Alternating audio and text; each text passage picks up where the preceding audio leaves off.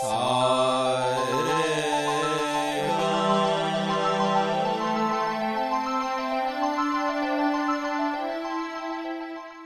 the eagle dive, we move on to the triangle poses, Trikonasana. Once again, jump or step apart, just as you did in the eagle dive. I'm going to step apart. Watch my feet on the line. The line in the alignment mat is cutting through the center of my feet. Now this is crucial when you're trying to align your body. Okay, these lines are going to be really helpful. How do we do this exercise? Let's begin on the right side. Left foot and the right foot both are parallel to each other. Okay, I'm going to take the right foot and turn it and place it on the line. The right foot is placed on the line. Now, when I do that, when I turn my right foot out, my left foot pointing straight ahead, my tendency would be the hip going in this direction. Okay, you want your hip straight. You want your hip straight. Everything is straight except this one foot. Raise your right hand up, left hand on your waist, breathe in. And as you breathe out, you want to reach out. This is an intense stretch on the hamstring muscles. And don't be afraid, the hamstrings are pretty strong. So breathe out, stretch. You see this back here. The length of your spine is maintained. You don't want to do this. You don't want to try and come down this way. You want to be here. So reach out, reach out, reach out, reach out, and gently place your palm on the floor. Your knees are straight. This is a triangle. Nothing gets bent in the triangle. Triangles are straight. Now, for those of you who cannot touch the floor, you can use a brick or a bolster. You can use a brick here. You can use a brick here if you're an absolute beginner. You can come down to this. Then you can come down to this.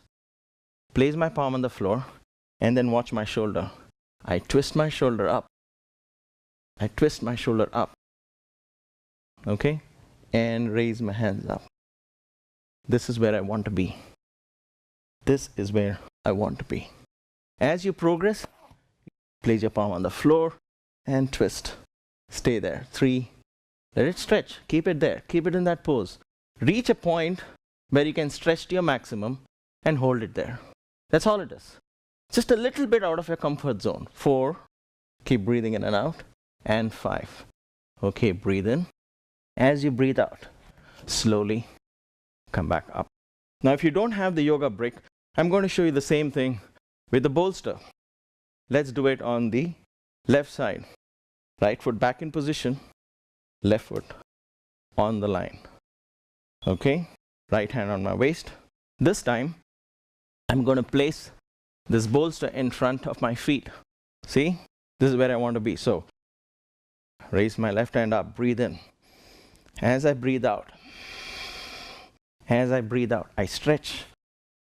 Very crucial, don't lose the length of your spine. Stretch, reach out, stretch, stretch, stretch. Place your palm in the bolster. Don't bend your knee. Do not bend your knees and aim for the ground. Touching the floor is not as important as stretching your hams. So stretch the hamstrings, press the bolster, twist. You want your spine twisted.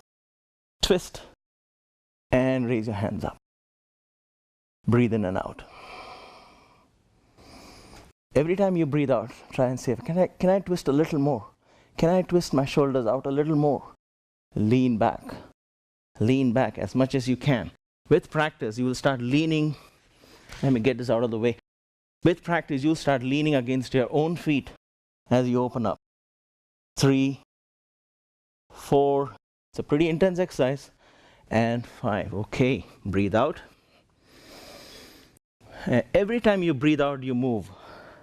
Every time you breathe out, you move. I'm going to come up, so I breathe in. As I breathe out, I come up slowly.